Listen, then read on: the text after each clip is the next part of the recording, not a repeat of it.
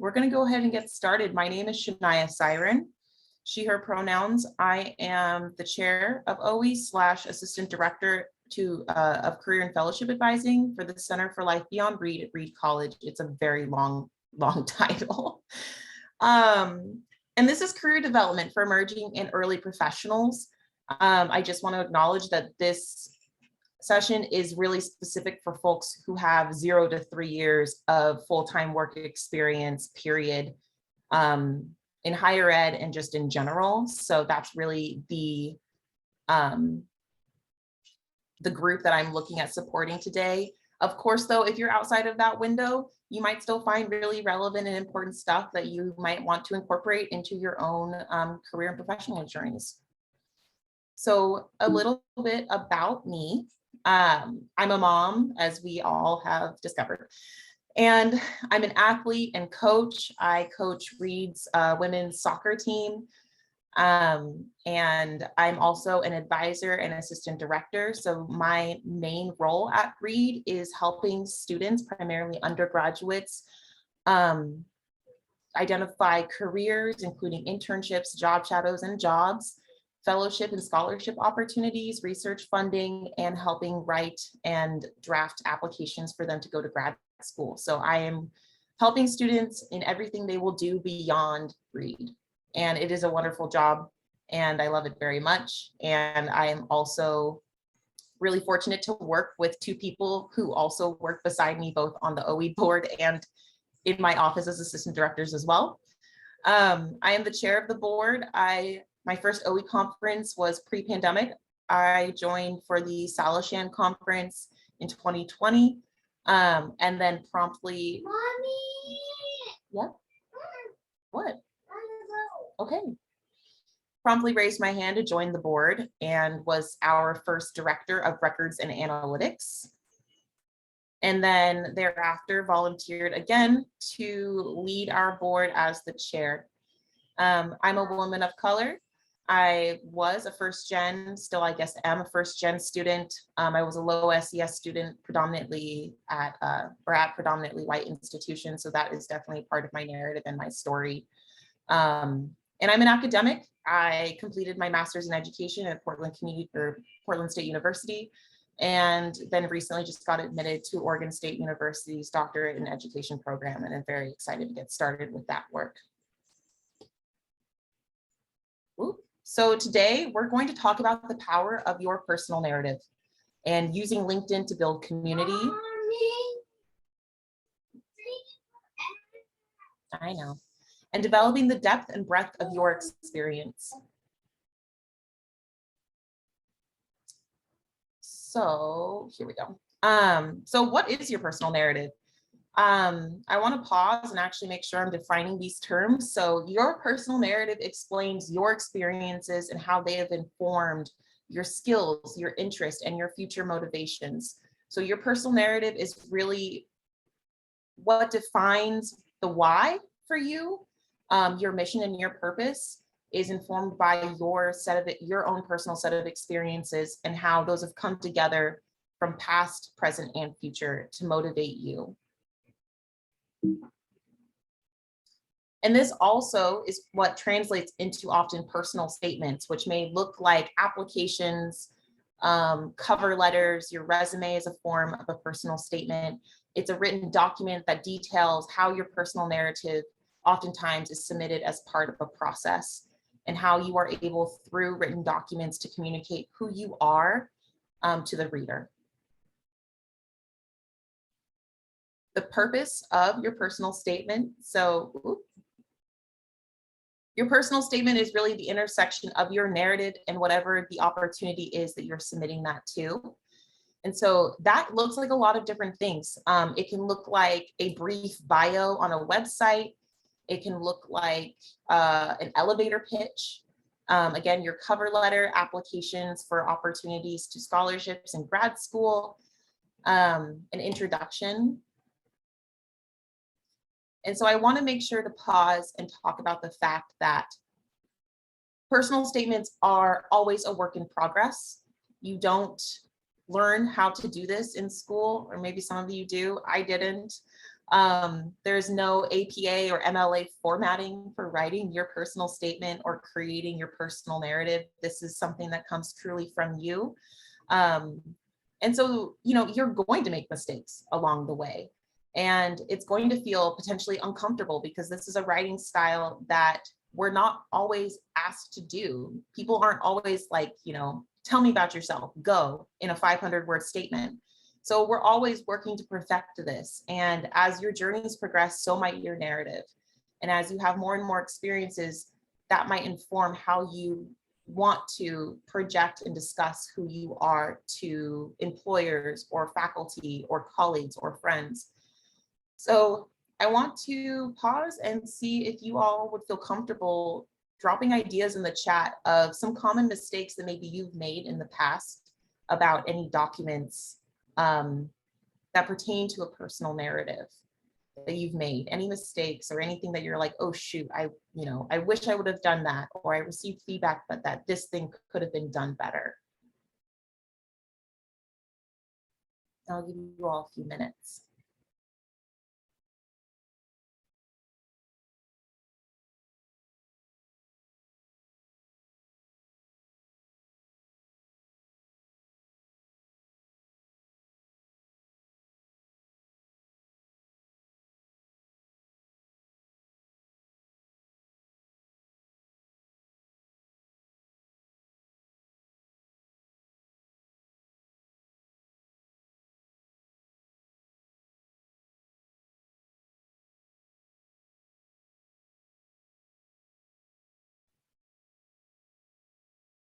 And no worries if you don't know what you need to know, right?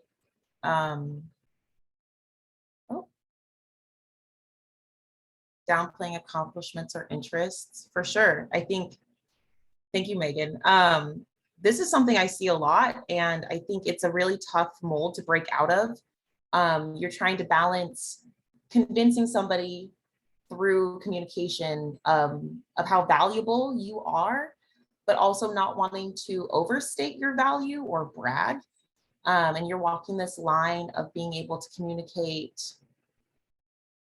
what you've done in a way that you're hoping to not,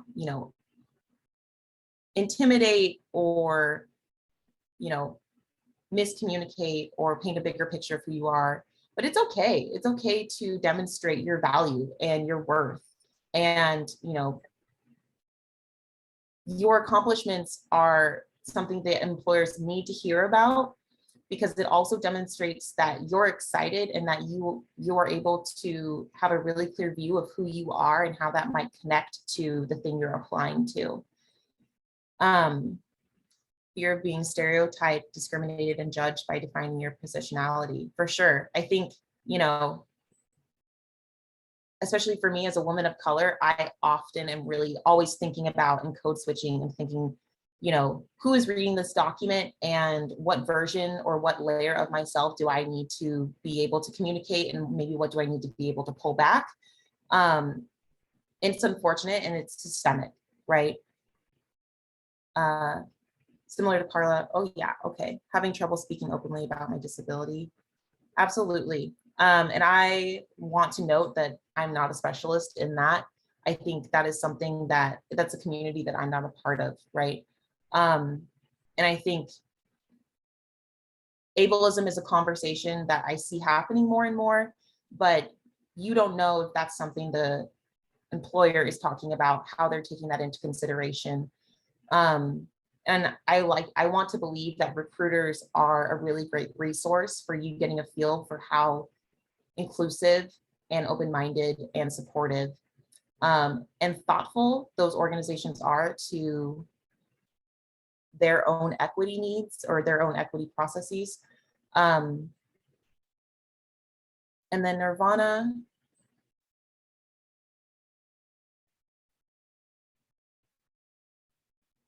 I didn't know that this was something that people did professionally. I had to write a personal statement every year in high school for a portfolio. I was told by my teacher that my statement was too informal one time, so I guess a mistake would not be finding a balance between professional and personal. Yeah. Yeah, and also presenting your disabilities. The first one, also so glad you were writing personal statements in high school. That's awesome. I think it's a great tool because it's a soft skill, right? Your personal statements can translate into so many opportunities that you may not realize you're using your own personal narrative for. And we'll definitely discuss one of the big common mistakes is like walking that line between academic, professional, and too personal. So we'll talk a little bit about that. And I want to thank you all for being so transparent. I think this is, by having these discussions about, mistakes you've made, you're helping others realize and learn from your own experiences. And I hope you all can find community together. So one of the common mistakes is it is too broad. Your narrative needs to be focused and specific. And we're seeing this, sometimes, I'm sure some of you have been a part of hiring committees or have been the one being interviewed where they ask you a very pointed question, tell me about yourself. And what you want to avoid is not going all the way back to birth. Really thinking about what is that timeline that you want to present to them, and what are the 3 main objectives that you hope that they take away from tell me about yourself. And that often can be you starting either from a point in which you realized you were interested in that, that industry. If you're interviewing for a job in higher ed, you could start at a point in which you realized you were interested in higher ed as a profession, and start there in your past, and then work to communicate why you're interested, how that connects to you as a person, and the goal, the mission that you have in making impact in higher ed, and some of the work that has led you to develop the skills necessary to do the job you're applying to, and then future, how you hope this job is going to help you continue to develop your narrative, contribute to your own interests and goals, and develop new skills along your career path. We see this in applications, writing a personal statement. Your resume is a form of communicating your personal narrative. You get to choose what's on your resume. And oftentimes your resume should only be 1 page. So you get to choose how that 1 page communicates through your work experience, through your academic experience and skills, how you as a professional connect to the job or the application, and your cover letters, of course. It's not enough about you. So rule of thumb, 80% of the personal statement or personal narrative document should be about you, 20% about the program or employer. So writing about yourself, I acknowledge, can be very awkward. And so you may want to defer to talking more about the third party or the employer, and what you know about them and why they're great. But really challenging yourself to have a lot of detail about your experiences, what you did, what were the tasks, what were the outcomes, what were the results, why does that matter to you? And then making sure to connect that back to the employer or back to the thing you're applying to, but ensuring that you are providing them with a lot of concrete detail, because that's what they need to know about. You want to avoid telling the employer about their own work. And so that's why an 80 to 20 rule is really useful, because then you can really, if you prefer to quantify things, look at how much of this statement is actually about me versus them. This comes back to something someone mentioned earlier. It is too personal, or it's too informal.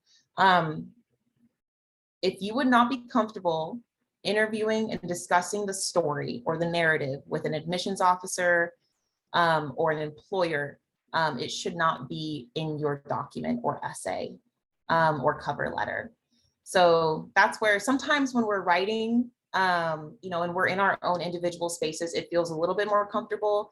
But if you then kind of try and think about, okay, if I was face to face with this person and they brought up this story, would I feel comfortable actually talking more about it in detail with a complete stranger? And if not, we probably don't want to include it. And it's too informal. So will the reader be able to take you seriously? Remember that this is an opportunity to demonstrate your writing skills, and this is often a first impression. So too informal really might look like using colloquialisms. And a good example of one might be like terms like gotcha or a lotta. Saying them individually sounds silly, but like, you know, I want to do this, or, you know, really trying to focus on using formal text, not using slang or phrases. And I know that that sometimes is a point of frustration because conversations are formed out of, you know, our communities, our culture. And so oftentimes what's taken as slang is something that you use in your everyday speech. So I want to acknowledge that professionalism is performative. And it's a systemic system that is built along cis white male standards that we are all acting within. And so I want to pause and say that a lot of these pieces of feedback are part of my advice in navigating these systems that are historically exclusive. And that while I hope to see a world where professionalism is not performative, that is what we're working within now. And so building the blocks for how you might communicate your personal narrative. I often like to think of it like a staircase. You want to think about, like, let's say you are providing an elevator pitch where you're talking about your personal narrative in a 30-second timeline. You meet the person of your professional dreams on an elevator who can get you the job that you want, get you to where you want professionally. And you have 30 seconds to tell them about who you are between floor 1 and 5 of the elevator, right? You want to start with your intentions for that program, application, or position that they can get you into. And the catalyst for why are you interested in this thing? How did you become interested in this thing? When did you realize that this was your passion? And then the stepping stones of what you did to work toward that. You know, what is a brief overview of your experience and your skills that have led you to where you are now since having that catalyst moment. And that's often what I discuss with students when they're like, I have so much to say about myself and I don't know where to start. I recommend start with your catalyst. Think back on, like, when did you realize that this was your purpose, your mission, this was who you are? And then what were the steps you took along the way to explore that, to learn more about it, to build the skills necessary to do the work, find the community to help, you know, work with you, the opportunities that you've had to get the experience on your resume that has led you to this moment in wanting to apply to this thing or meeting this person in this elevator. Okay, I want to pause for a second. I feel like I've been talking for a long time. Does anyone have any questions for me?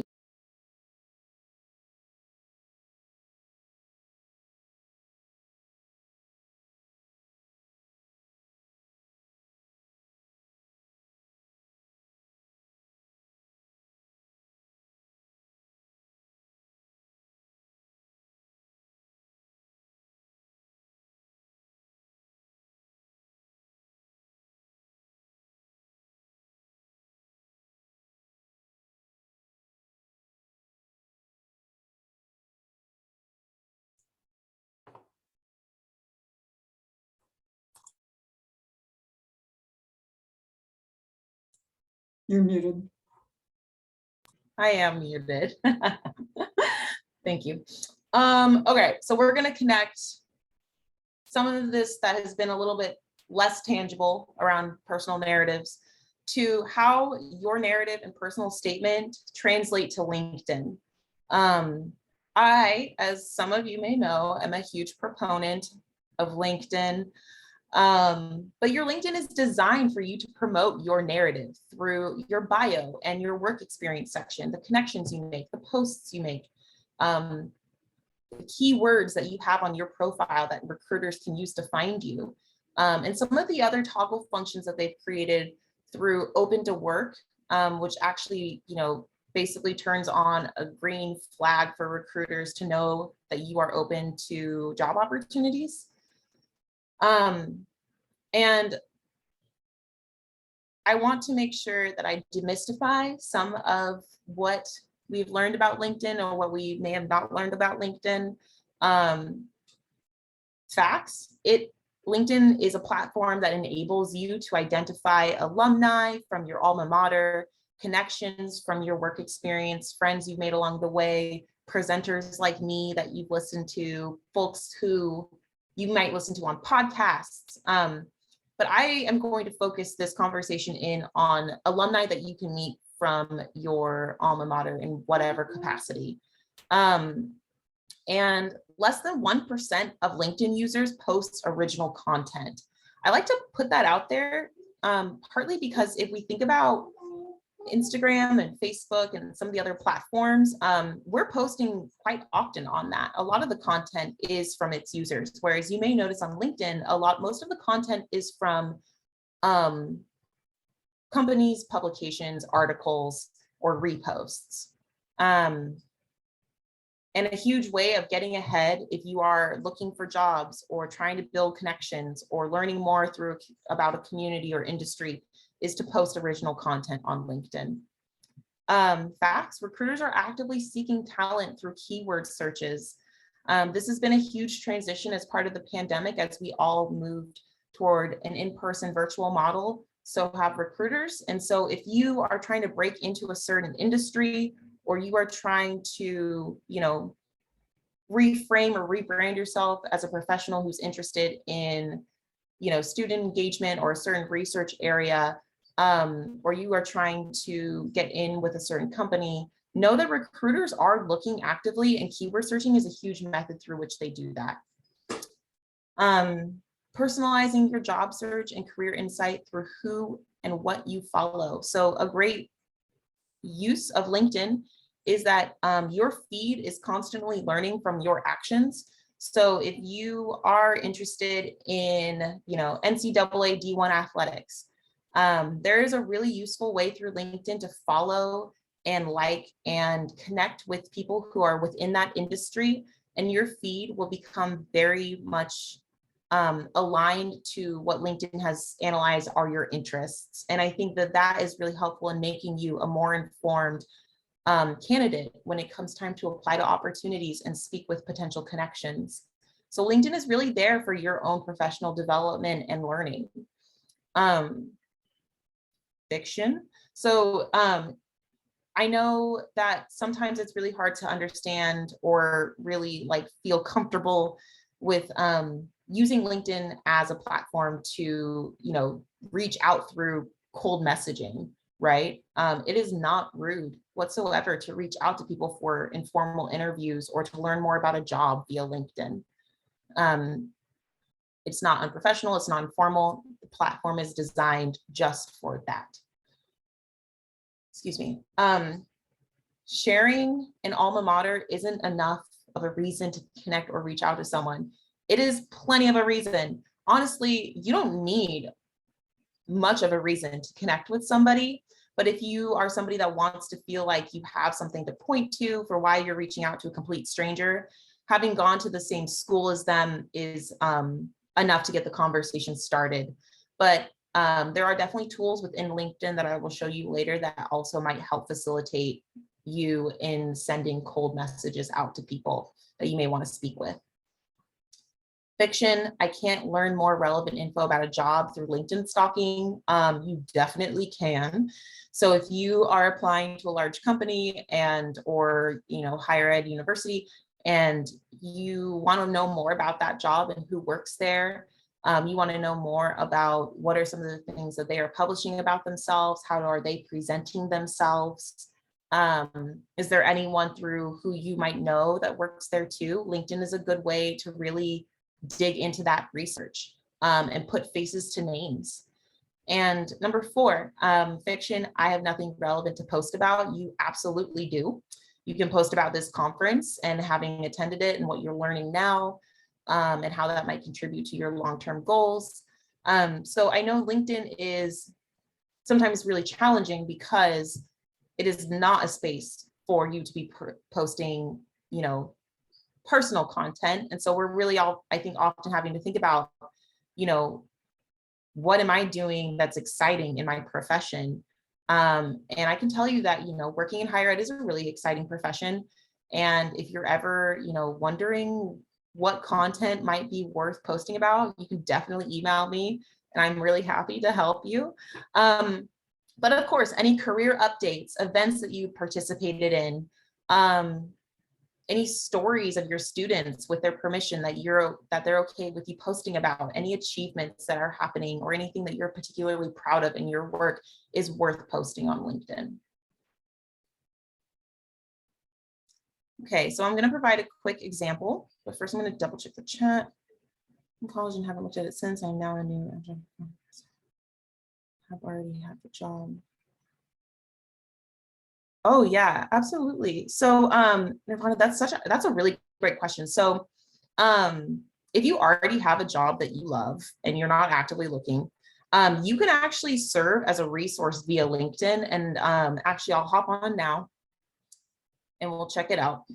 So there's a couple ways that you can still be of use if you're really wanting to find ways to engage on LinkedIn. Rita, can you see this? Is it still screen? Okay, thank you. Yes. So if you're on your LinkedIn page, Nirvana, this is to you. So you actually can click on open to from your page, and you can provide services.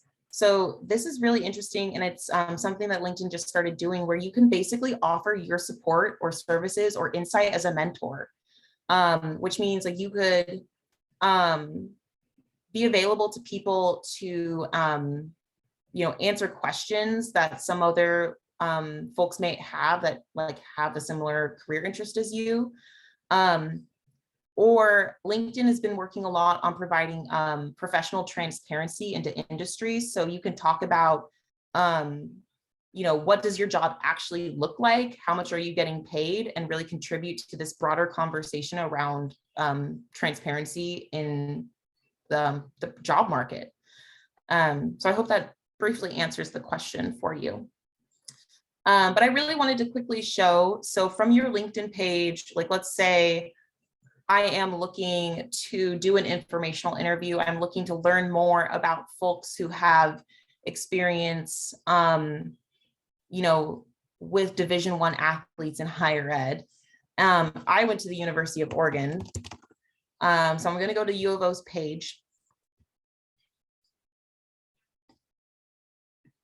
And what is really useful about LinkedIn is, like most of our institutions, there is an alumni directory directly through our alma mater where you can log in as an alum and there's a standing directory.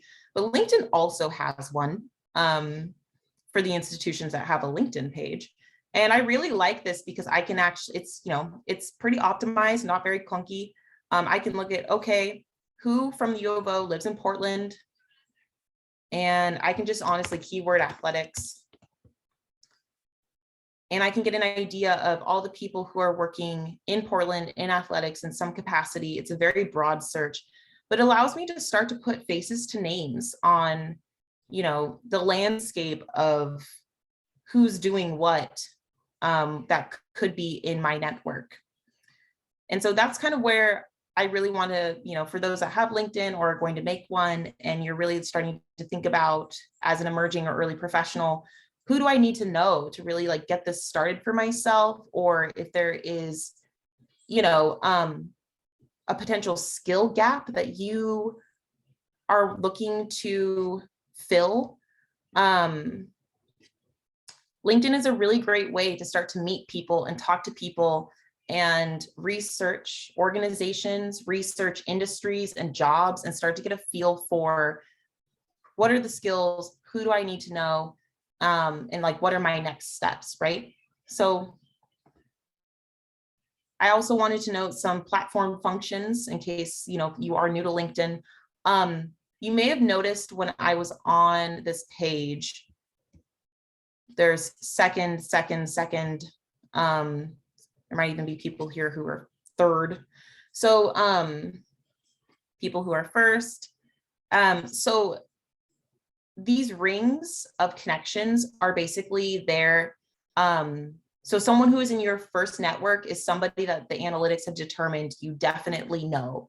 That is either like somebody that you have so much in common with, it's like your best friend or your family member or somebody from high school. So the first ring is definitely somebody who is very, very close to you, according to the analytics.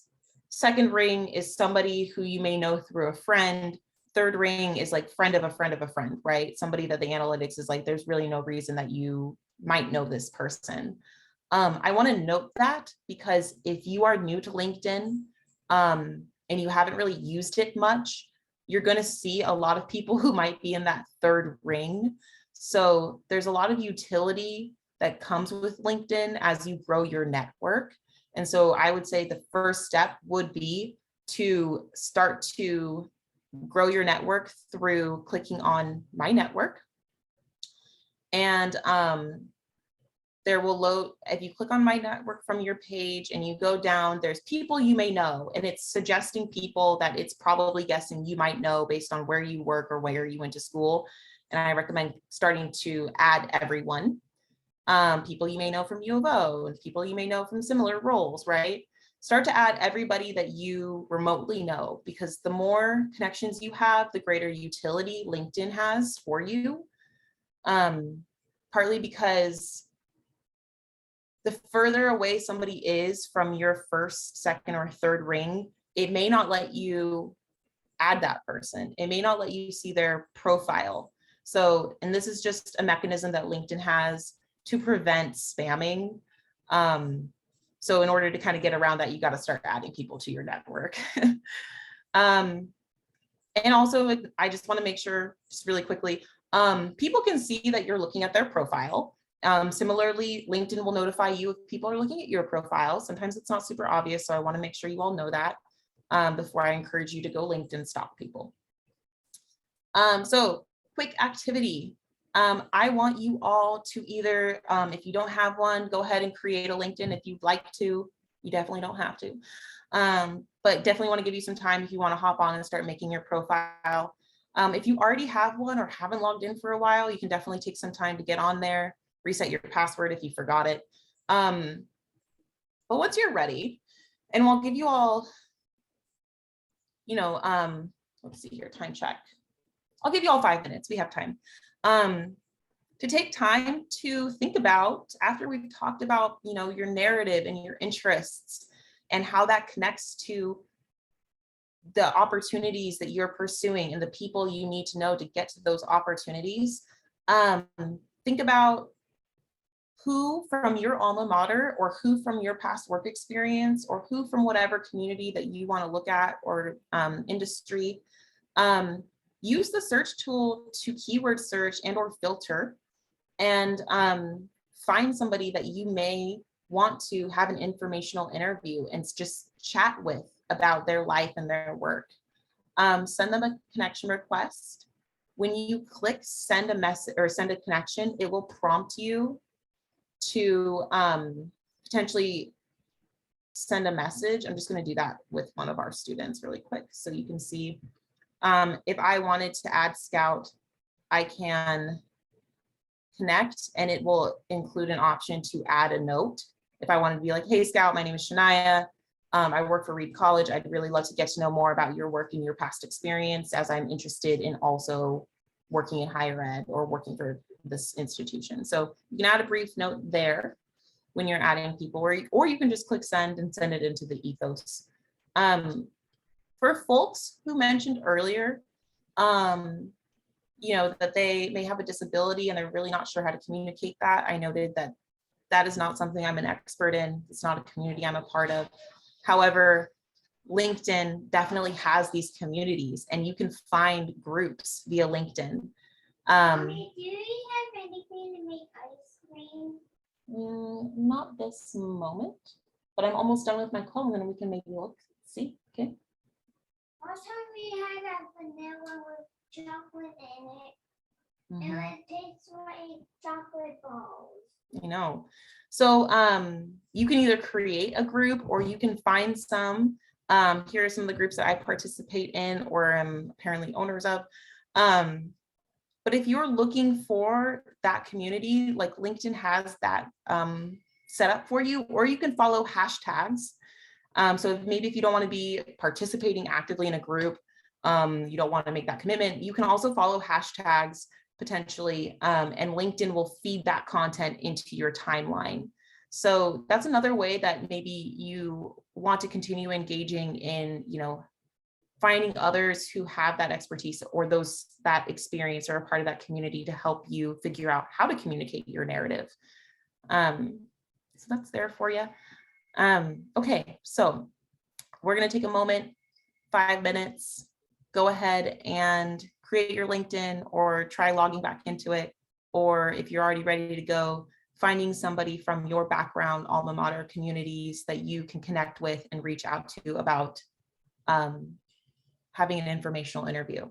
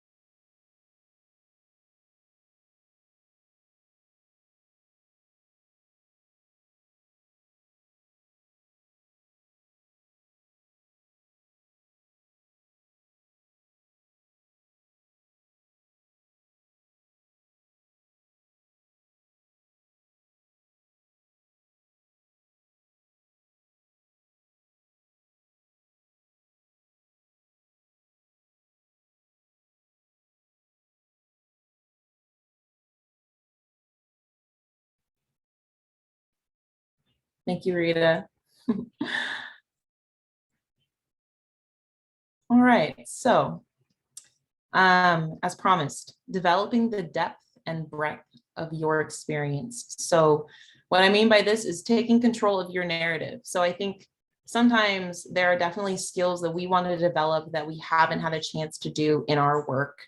And I want to offer some insight into my experience to how LinkedIn and volunteer opportunities and internships have been a really great way for me to build my professional narrative outside of my work experience.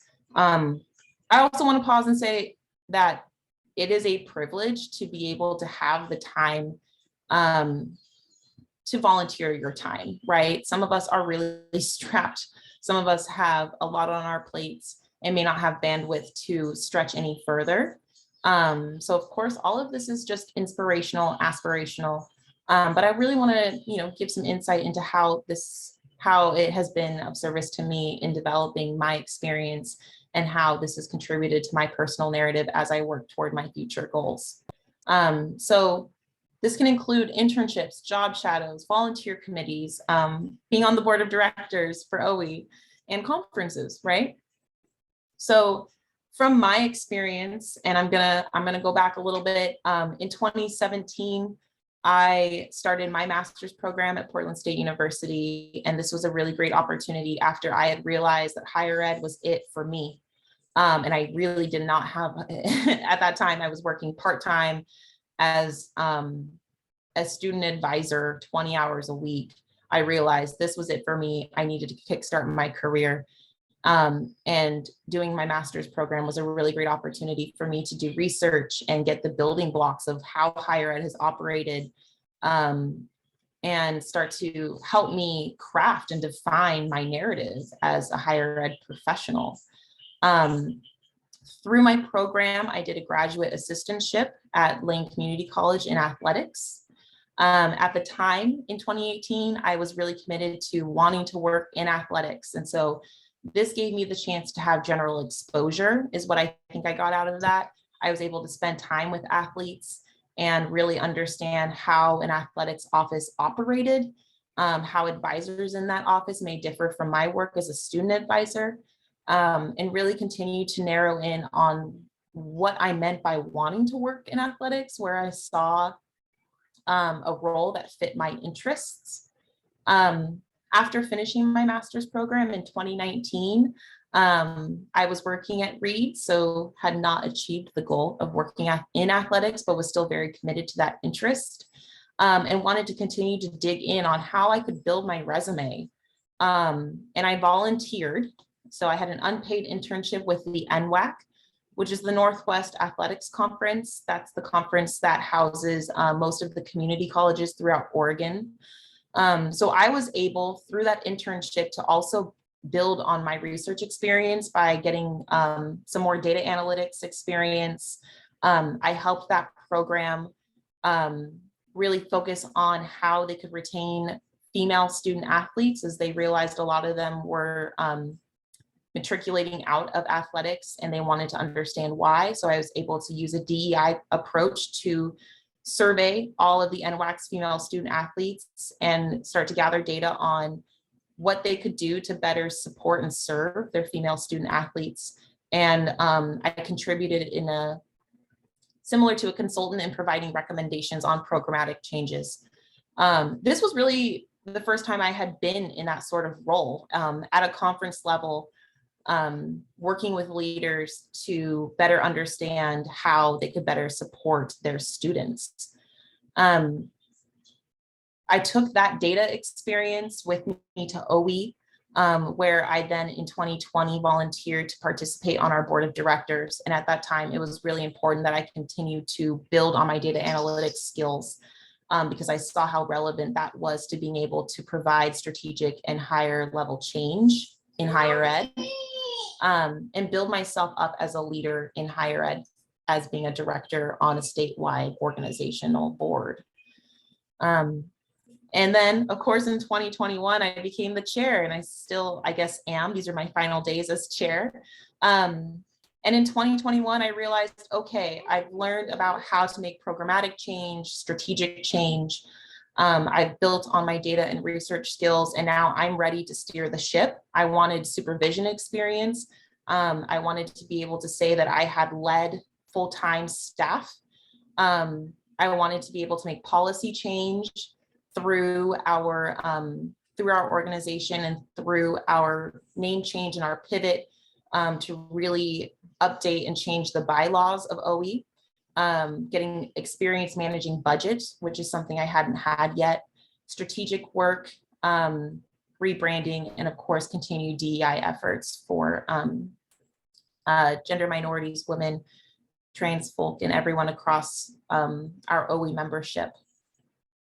And in 2021, I also was asked to be a part of an elections committee for NAFA, which is the National Association of Fellowship Advisors. Again, it's very similar to OWHE. I was making national level organizational policy change. I was able to network with other leaders in fellowships across institutions, and really continue to do DEI work. And 22, 23, I will become the outgoing chair and be able to continue to provide mentorship to Rita and Marwa. And all of this has been a part of my narrative in deciding to go back to school and to pursue my doctorate in education. This was all part of my essays and part of my personal statements about why I wanted to go to school, and demonstrate that, you know, I'm 27. I'm actually probably one of the youngest people in my doctorate program based on their data. And in writing my statements, it was really important to me that I communicate that I have wisdom beyond my years.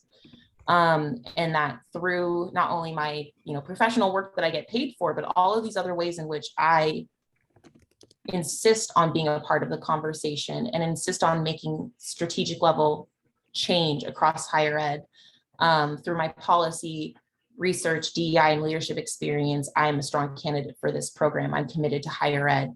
I think is what helped me get admitted to this program. Yeah. I want to store. I know. And noting all of these experiences I did not get paid for. So that's why I have them listed here. These are all examples of work that I did not get paid for, that I, volunteered my time and energy, but really helped supplement my experiences, and really build a strong narrative around what are my intentions and what are my goals, even though it shifted. As you can see, it started to shift away from a commitment to athletics and more of a commitment to higher level organizational change. And, how higher ed can systemically be dismantled and rebuilt to be more inclusive and equitable. And so that's all I got. Those are my slides. I want to thank you all for your time. Here's my email address. You can definitely add me on LinkedIn, reach out to me. And I'm going to go ahead and stop the recording now.